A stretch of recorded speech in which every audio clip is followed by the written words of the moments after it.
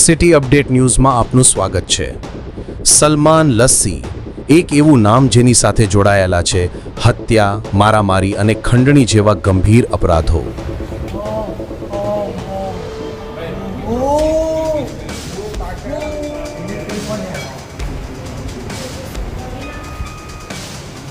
ડિંડોલી, લિંબાયત અને ભેસ્તાનનો વિસ્તાર જેના આતંકથી થરથર કાપતો હતો। ક્રાઇમ બ્રાન્ચના સ્વ બચાવ ફાયરિંગ બાદ આ આતંકનો એક અધ્યાય પૂરો થવા જઈ રહ્યો છે। પોલીસ હવે તેના ગુનાહિત સામ્રાજ્યના મૂળ સુધી પહોંચવા માટે તપાસનો ધમધમાટ શરૂ કરી ચૂકી છે। આજે નવસારી જિલ્લામાં પોલીસ અને ગુનેગાર વચ્ચે એક થ્રિલર જેવી ઘટના બની છે। મરોલી વિસ્તારમાં સુરતના કુખ્યાત ગુનેગાર સલમાન લસ્સી પર સુરત ક્રાઇમ બ્રાન્ચે ફાયરિંગ કર્યું છે। મળતી માહિતી મુજબ સુરત ક્રાઇમ બ્રાન્ચની ટીમ ગુપ્ત બાતમીના આધારે મરોલી પહોંચી હતી। પોલીસ પકડવા ગઈ ત્યારે સલમાન લસ્સીએ ચપ્પુ વડે અચાનક હુમલો કર્યો।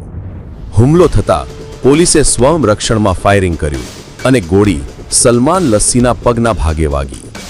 સલમાન લસ્સી પર અત્યાર સુધી હત્યા, મારામારી, ખંડણી સહિતના આશરે 15 જેટલા ગુનાહો નોંધાયા છે।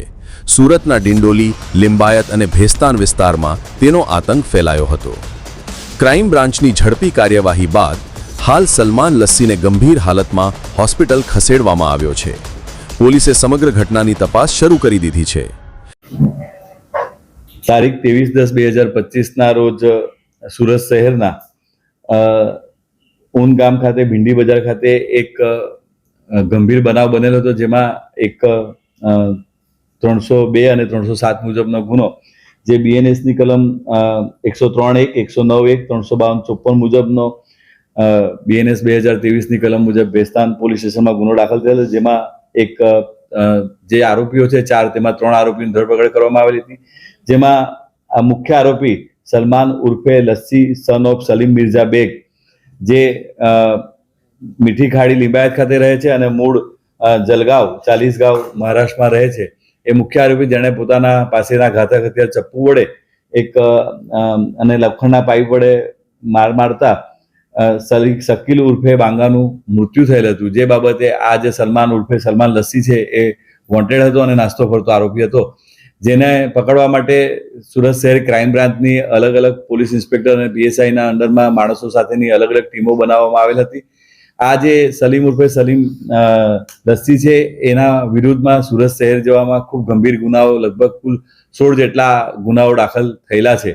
એ આરોપીને પકડવા માટે સુરત ક્રાઇમ બ્રાન્ચ પોતાના ટેકનિકલ સોર્સથી અને બાતમીદારોથી ખબર પડેલી કે આ જે સચિન વિસ્તારમાં કપલેડા તેમાં છુપાયેલો છે અને પોતાની જે અર્ટિકા કાર છે જેનો નંબર છે DD03M8920 એ લઈને લગભગ મહારાષ્ટ્ર તરફ ભાગી જાય એવી અમને બાતમી મળેલ।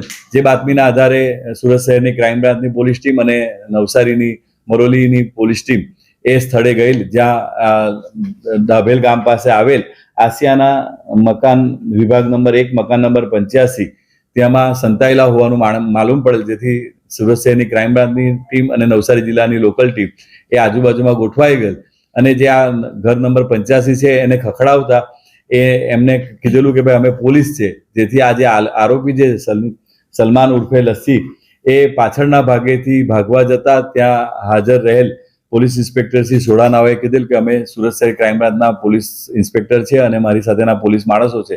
તો એણે ત્યાંના જે એમના રીતેશભાઈ છે એમને ધક્કો મારી દીધેલ અને પાછળ ખસીને એના કમરના ભાગે જે ચપ્પુ હતું એ આ જે પોલીસ ઇન્સ્પેક્ટર સોડાને મારવા જતા એ ખસી ગઈ અને બીજો ઘા મારવા જતા એમણે પોતાની પાસેથી રહેલ સર્વિસ રિવોલ્વરમાંથી એમના જમણા ભાગે ગોળી મારેલ, જેથી તે નીચે બેસી ગયેલ, જેથી તેમાં બીજા બધા જે પોલીસ અધિકારી કર્મચારીઓ આવી ગયેલ અને એમને દબોચીને એમની પાસેથી છરો છૂટવીને એમના પગમાં ગોળી વાગેલ હોવાથી લોહી લુહાણ હાલતમાં સચિનની નજીક આવેલ A to Z હોસ્પિટલમાં લઈ જઈને સારવાર હાલ ચાલુમાં છે અને આગળની તપાસ મરોલી પોલીસ સ્ટેશનમાં ગુનો બીએનએસની કલમ 109 મુજબ દાખલ કરીને આગળની તપાસ પોલીસ ઇન્સ્પેક્ટર ડીજે પટેલના હાલ કરી રહેલ છે। મકાનમાં જે રહી રહ્યો હતો 10 દિવસથી, એ કોનું મકાન છે ને એ એમના ભાણેજ કહેવાય કે જે એમના પપ્પાના સગા છે, એમની બેનની દીકરો છે, એ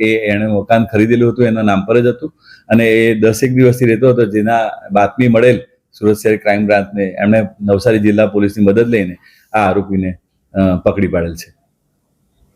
આજે ફરી એકવાર સાબિત થયું છે કે કાયદાથી મોટો કોઈ નથી અને ક્રાઇમ સામે પોલીસની એક્શન લાઇન સક્રિય છે.